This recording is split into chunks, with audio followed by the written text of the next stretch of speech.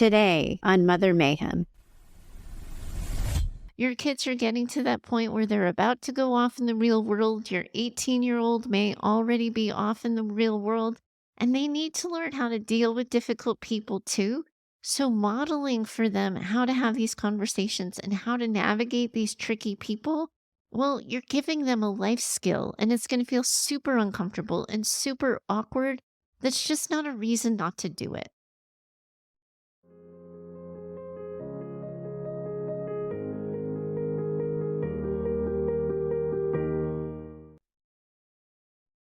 Hi, everyone. Welcome back to Mother Mayhem, a narcissistic abuse recovery podcast for daughters.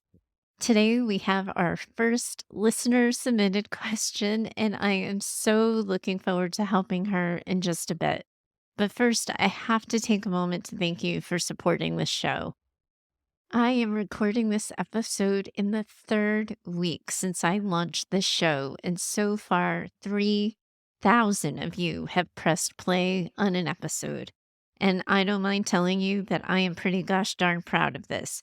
But what I really wanted you to know when you hear that number is that you're not alone. Now, I'm not advertising this show with a whopping 36 followers and counting on Instagram and less than 5 followers on TikTok. It's pretty fair to say that I barely have a social media following. Since I'm not advertising this, what this means for all of you is that you found me through search. 3,000 of you have been hurting and searching, and it hasn't even been 3 weeks yet. Think about that and what it means for you. This show, it's crazy niche down. I have deliberately not played it to the masses, and still you found it. Think about how many people had to search for narcissistic abuse or maternal narcissistic abuse in just 3 weeks in order to find this show and tune in. There was a lot of you in this time looking for this exact kind of help.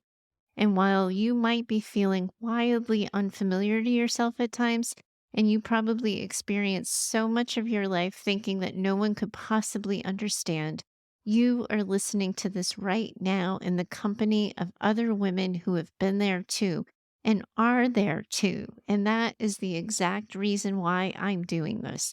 While you press play, that is why I pressed record. This is the exact reason why I'm doing this, to decrease the isolation that comes from surviving something that not many people can talk about, maternal child abuse. You're not alone, ladies. Women listening are in it with you just as I am. Today, I get to help Amanda, and Amanda isn't her real name. But Amanda, as you listen to my response here, I really hope you feel the company of the women listening with you, relating to you and rooting for you. And I am really, really grateful for your bravery and your vulnerability and being the show's first share. And I hope to do right by you. I don't mind saying that I'm a little bit nervous here myself. Just as you put yourself out there and sharing your question, I feel like I'm putting myself out there a little bit more and sharing my response. But this is exactly what I've been wanting for this show. And as you all listen to this episode, if you guys too have this hurting spot and want my 2 cents on it, I hope you'll consider sharing it with me. I'm always going to leave out that identifying information, and I will leave out anything that you ask me to. But you have this standing invitation to send in an email or a recorded voice memo to me over at heather@daughtersnpd.com. If you don't have a question, but you still want to find a way to support this conversation, I'm just going to take a second now to ask you to consider leaving a review. A lot of hosts leave that information out to the end of the episode, but you might have already stopped listening by then. But if this show has been valuable to you, please do consider sharing it with a woman who might need to hear it, or letting your own social following know about it. Together, I think we're starting to see that we're just at the beginning of something and building this community of women from the ground up. Thanks so much for being in it with me. Now, on to Amanda. Amanda, we're in it with you, sister. So here's what Amanda had to say. I started listening to your podcast last night and I felt sick and I was shaking, not because it was bad, but because what you were saying resonates so much with me. Thank you for doing the podcast. Growing up, I felt so alone, like I never felt good enough and trying to please my mom and everyone around me, trying to be perfect, but never reaching it. So, your podcast is really important. It helps me know that I'm not alone or weird or strange and that it isn't my fault and that a lot of the fallout in my adult life is from this.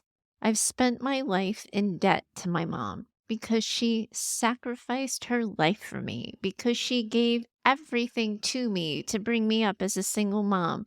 And I have been led to feel guilty for even being alive. A couple of months ago, everything came to a head because I stood up for my children. The way she was treating my younger children just wasn't okay, and I wasn't going to let it happen. She, of course, didn't like this and started to verbally vomit at me about how I don't value, appreciate, or respect her.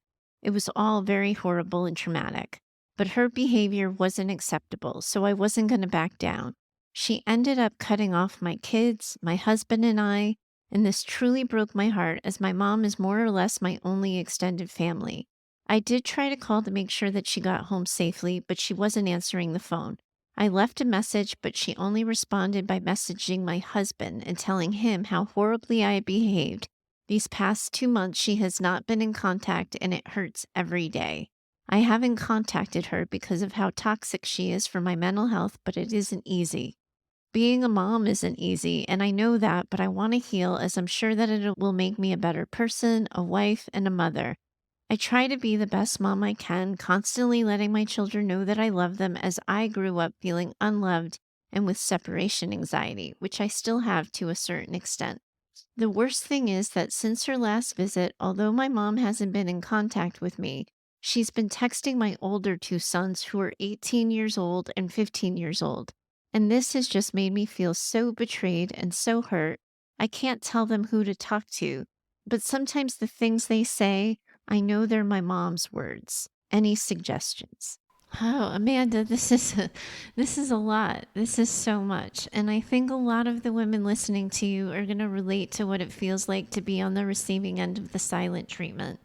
It's a narcissist's favorite tool because it works and it wields a lot of power in its silence and in offering connection with your kids that she isn't offering to you.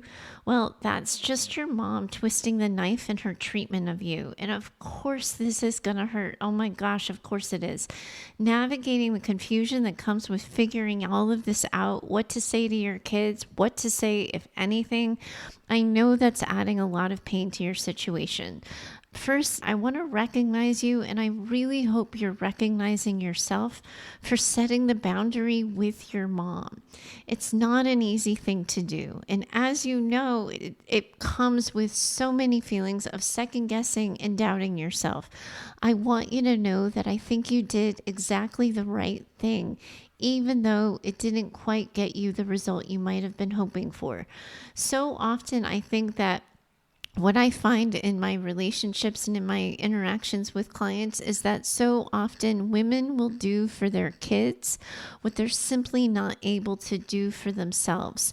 As a kid, it was probably really hard to find your own voice against your mom. So her treatment of you reigned throughout childhood. That guilt tripping, that sense of responsibility, all of it reigned throughout your house. And in calling her out now in your adult self and in protecting your kids, you're changing that pattern. You couldn't do it for yourself at the time when you were a kid. Maybe you felt more powerless, but now as a mom, you found your voice. And I think it's so great that you did. I don't imagine it feels like you thought it would. And it must feel like you're getting punished for doing exactly the right thing. But being on the end of the silent treatment can be really dysregulating. Having this feeling in your body right now where you're almost disconnected from your body. You might feel the disconnect in your breath. You might find your breath a little bit dysregulated. You might be finding it hard to concentrate, and you might even be struggling with sleep. When this happens, happens, it overtakes our whole lives sometimes. And this might have you feeling like you're pushed into this constant corner of fight, flight, or freeze, and you're trying to find the next steps that are best for you.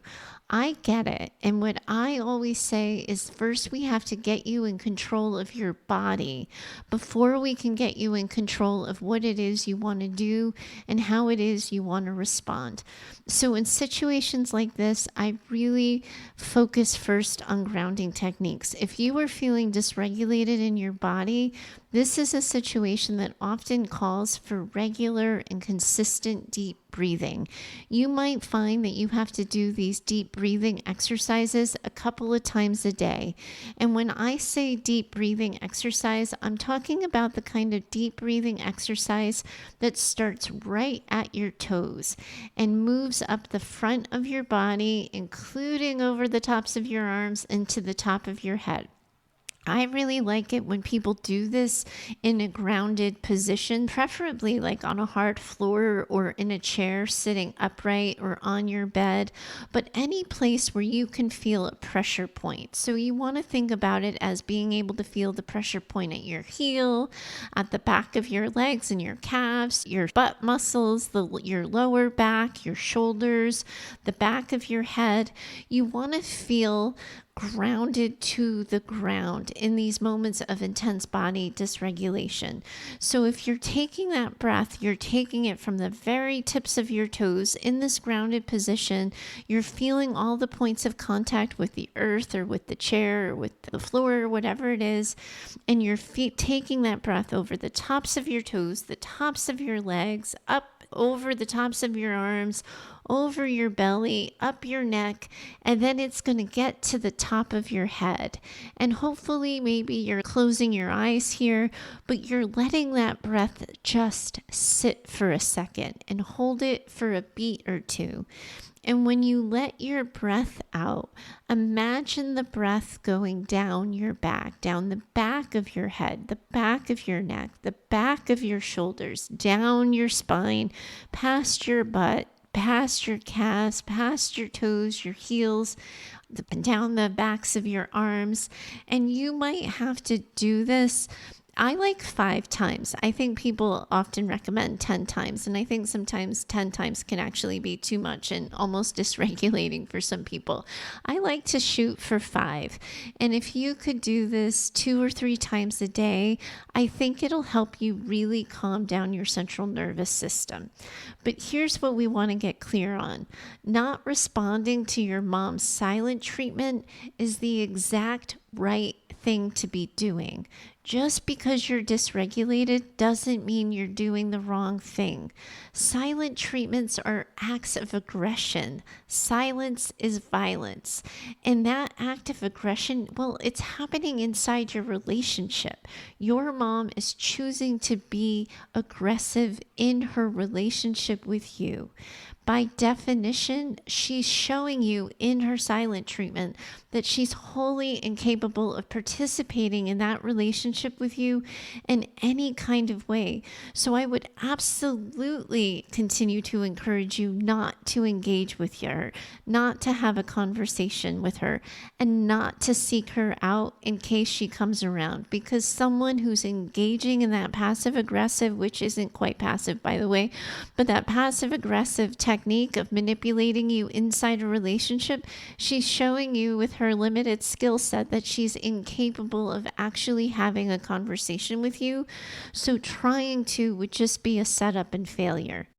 We're going to talk about ways of responding if and when she comes back around in just a second. But next, I want to jump into your question about managing her contacting your boys and hearing that she's been in contact with them, even though she isn't talking to you. From the context of your letter, I think that these aren't the same kids you were originally defending your mother from because you defined them as your younger kids.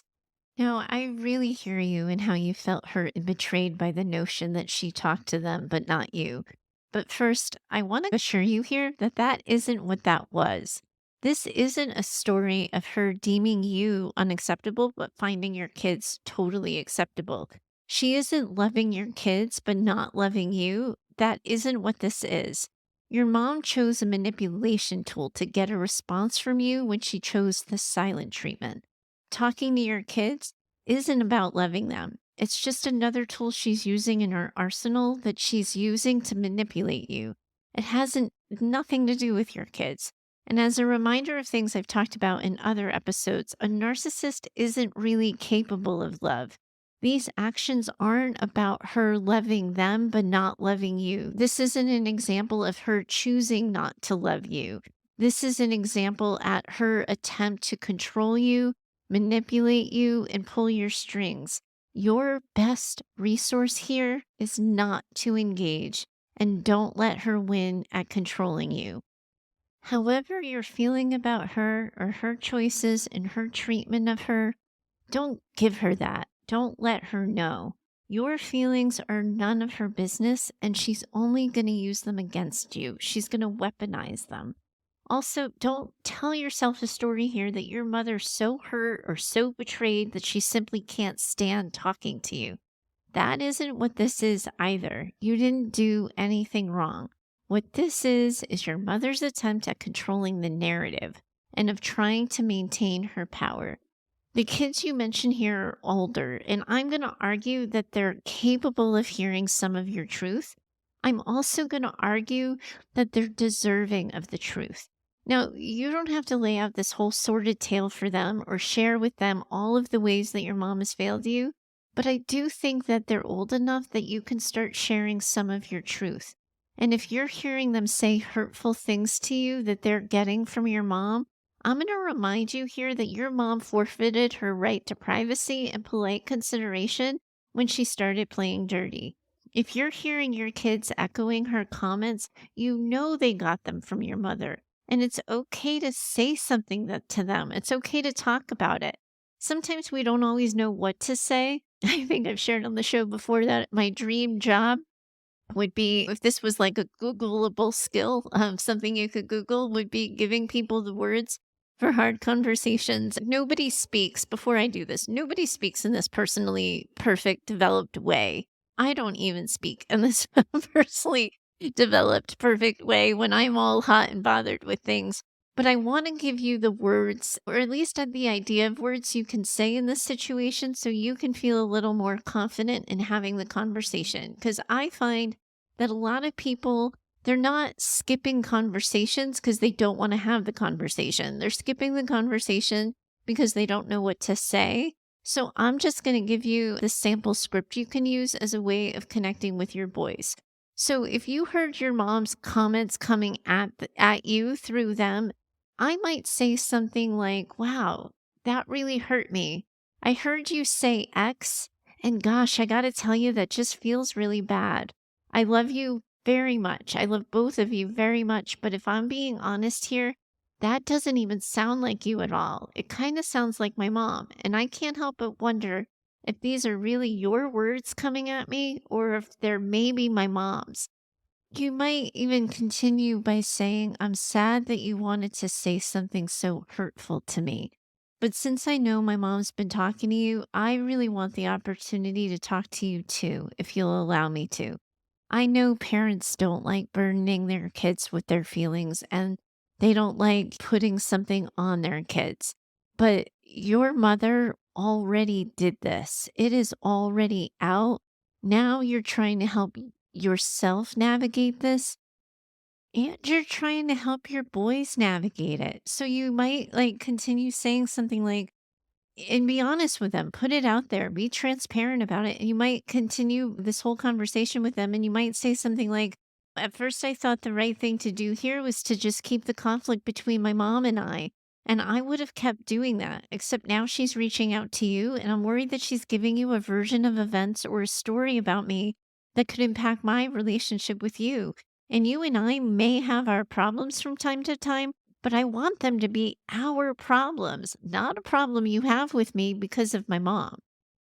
You've heard me talk on the show about transparent communication and talking clearly to people and telling them what you want them to think so you don't have to be worrying about what they think.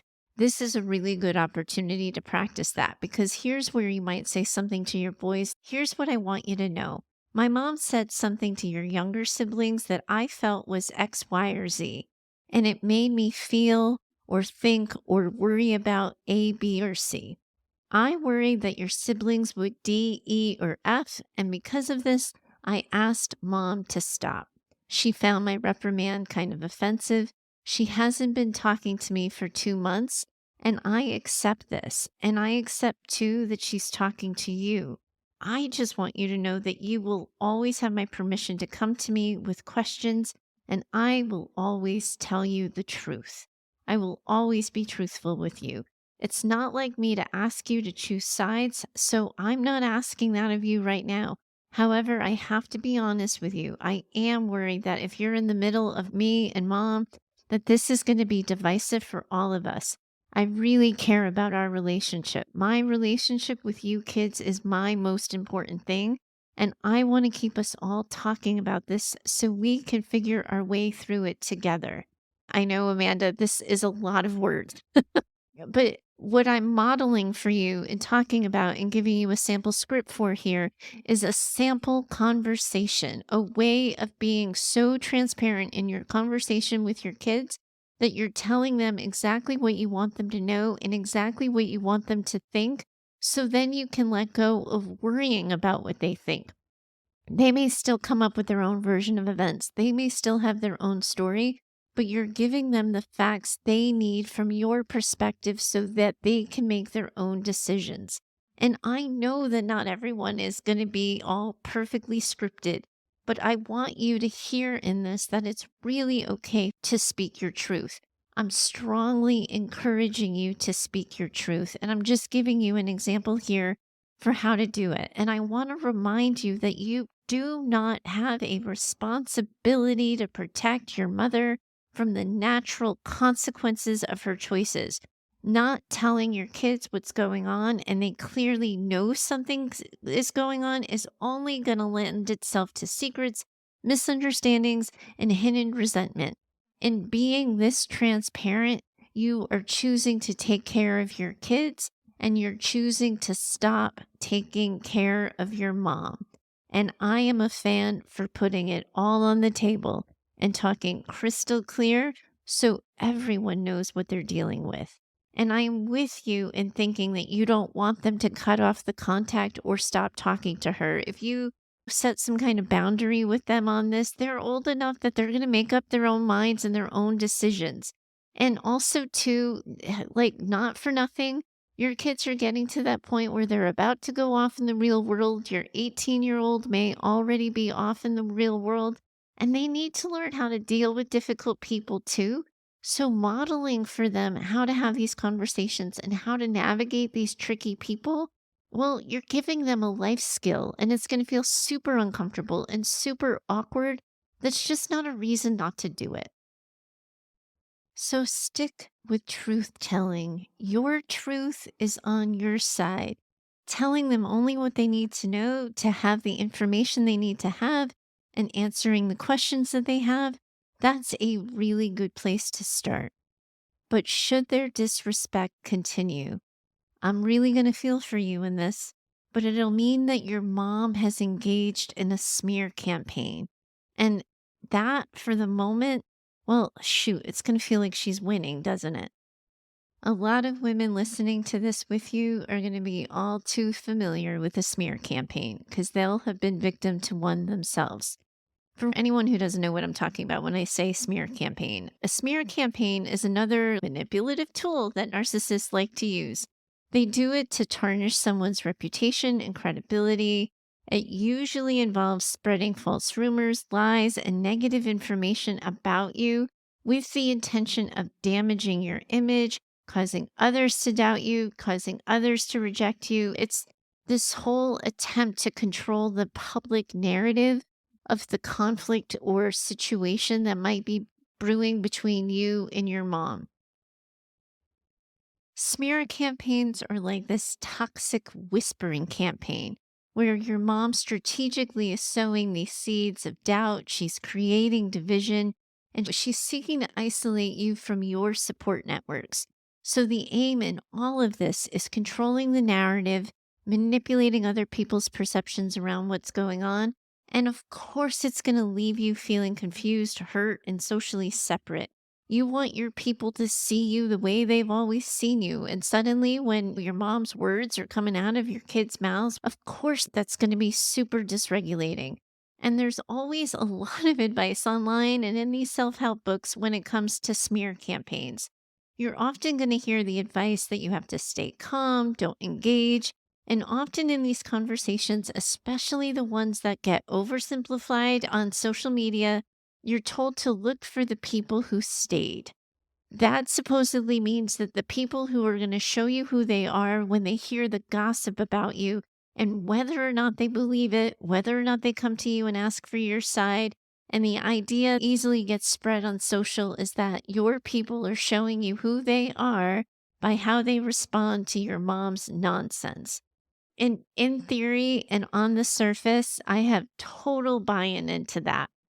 And I believe that too a little bit. I do believe that if someone's gossiping about you and someone's hearing something they don't like about you and they value their relationship with you, they should absolutely be coming to you and asking you for your side. And does it show people's limitations when they don't? Of course it does. But if your mom is smearing you and people believe her without checking your story against what they know about you or without talking to you, that does say a lot about them. But these are your kids we're talking about, and your relationship with them matters. So, yes, of course, we need you to stay calm here. And we don't want you engaging with your mom at all because, like I said at the beginning, she's showing you in her silent treatment and her smear campaigning that she's wholly incapable of adult, mature conversations. But of course, you want to give yourself permission to reach out to anyone directly involved. You're still staying clear of your mother, but of course, anyone who's important to you, you're going to want to talk to. And when it comes to communicating with people about that smear campaign, you have to recognize that these are really hard and painful conversations. So you are only having them with the people who are worth having them with, who are worth the work of having the conversation. And then again, I want you to remember this is you in control of the narrative. You only have to share what you're comfortable with sharing. And it's okay not to say anything. So, Amanda, however you want to talk to your kids, however you want to talk to anyone else involved in this, they're your words. And if you don't like the words that I'm outlining and you like think about it, and it really doesn't feel consistent with you to tell your kids this much information, it's okay that you don't. I'm just giving you permission to do it if you want to. Sometimes you're not going to use all the words. Sometimes you might be saying something as simple as, you know what? Yeah, as mom has told you, she's not happy with me in the moment. And I'm not going to respond to the things she's saying or defending myself. All I'm going to do is tell you that I hope you lean on what you know about me and your relationship that you and I have to know what your own point of view is. And as you imagine, this is embarrassing to me and this is painful. And I have to tell you, I would prefer not to say anything more. That's how you're going to respond to the smear campaign. That's how you're going to talk to your kids. That's how you're going to talk to anyone else that your mom might involve in all of this nonsense. But now, what the heck do you do if she comes back, right? First, I am going to remind you that you always have a choice as to whether or not you let her come back in any fashion whatsoever. We haven't talked too much about going no contact on my show yet, and that's a little deliberate on my part because, first of all, I think I still have some trust building to do with you ladies, but also, too, it's a super tricky, hard, and personal choice, and it's often a journey to getting there. And in order to get there, you all have to do some narcissistic abuse recovery work. And that's what I'm trying to do in these episodes of the show. We're only a handful of episodes in. So, yes, we're going to be talking about no contact. However, if she does come back, a way of getting back in the driver's seat of this conversation is really to remind yourself that you're in control. Letting her back really is your choice. She may try to skip this entire ordeal. She may pretend that this isn't happening. She might gaslight you or the whole situation, or even imply that it's you who stopped talking to her. However, she comes back and whatever she says, This is an opportunity for you to look at what your boundaries are with her now going forward. What are you going to tolerate? What won't you tolerate? What are the conditions, if any, that she's allowed any more contact with you or your younger kids? You get to say what happens next. Spend this time of her not talking to you, getting clear on what your natural consequences are going to be if she crosses any of your boundaries, and prepare yourself for the likelihood that she might cross that boundary in the first 10 minutes.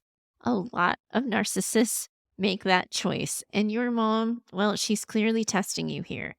In this time of not talking to her, you have time and space to really think about this and decide ahead of time where you stand and where you land with all of this. I'm also going to encourage you to use this time of silence to take care of yourself. I would take a time to make note of things, people, places, activities, situations that bring you pleasure, that bring you joy, and give you energy. And I would start to make a concerted effort at accessing those things and allowing yourself those things into your life, as much of them as possible. They're going to help aid you in your healing. I want to remind you, too, if I haven't said it on the show before, that trauma dehydrates your body. So, anyone who's listening, if you're struggling with trauma, PTSD, or body dysregulation, drinking extra water is going to help you. So will getting more sleep, because as you can imagine, dealing with narcissists is pretty darn exhausting. The other thing I would check in with you about here is, who are your people? Do you have a support system? And I would consider including them in what's happening and allow them to rally around you. And if you're a super private person and you don't talk about these kinds of things with your people, I think it's also okay to just tell somebody, like, hey, I've been having a stressful couple of weeks. I don't really want to talk about it, but would you mind sitting with me over a cup of tea or coffee and just keeping me company for a little while? Or would you like to go out for a walk? Maybe I could use some help in distracting myself. You can lean on your people through this. I am really glad you found this show. And of course, I'm so grateful and complimented honestly that you found support here. And I want to keep offering you the support of the show, as well as the whole community of listeners we're building here. But I also know that this isn't any replacement for your own personal therapist. You've been managing your mom for your entire life, and there is a lot of pain and trauma for you to unpack. And I have to be honest with you that it deserves more attention than this episode allows. A childhood that you had filled with this idea that you owe your mom something, not that you even believe it anymore, but maybe you do, but she certainly gave it the old college try to get you to believe in this. And this story that you're somehow indebted to her because she was a single mom, that is a story and a life and a childhood that is really raw. And it's really painful. And I imagine so much of all of that is coming up for you now as you see it play out with your kids. So, in addition to listening to this show, I really hope you're going to consider getting your own therapist. What happened in your childhood, Amanda, with your mom is trauma. But I have to be really honest with you here. So is what is happening right now. She's actively traumatizing you now in her silent treatment and her smear campaign. So please do be very, very gentle with yourself. It is not normal to be moving through your world one day and suddenly start to hear your abuser's words coming out of your own kids' mouths. It's not normal to be ostracized for taking care of your own kids. And this is a lot, and you are managing a lot, and you have been holding a lot for months now. So please, please do go gently with yourself. Lean on the idea of ease and take one thing at a time. And know too that so many people who are listening to this episode have been there with you, and they're in it with you now. Amanda, thank you so much for reaching out to the show, for your vulnerability, and for really allowing me this opportunity to help. And to anyone else listening, if you're in a situation and you want me to help you the way I've helped Amanda, I'm really going to invite you to write in. Send in that email or recorded voice memo and I'm going to offer my perspective on an upcoming episode of the show. Thanks to all of you for listening in on this conversation. Please do send that positive energy to Amanda, and please recognize all of you that you might be feeling alone, but there are women all over the world who are in it with you, and I am too. Bye for now. I'm so grateful that you're here. You're right where you're supposed to be. At its heart, I'm hoping to use this show to build a community of women working together to heal from childhoods marked by maternal narcissism and emotional neglect. My goal for Mother Mayhem is that this show becomes an advice and mentoring driven show where you share your questions, struggles, and stories, and I offer you direction for healing and recovery. That can't happen without your contributions. I invite you to send a recorded voice memo or write in an email with your questions and things you're struggling with. You can always find me over at heather@daughtersnpd.com. To connect further, I invite you to find me over at Instagram and occasionally on TikTok at DaughtersNPD. If you know another woman who needs this conversation in her life, I'm going to ask that you share the show with her. You can help me get the word out with your reviews and social shares of the show, and I hope you'll consider doing so. Special thanks to Heather Clark for editing this show. She's in my head and knows what I meant to say when the words come out backwards. Thanks for your time today. I'm always in it with you. Bye for now.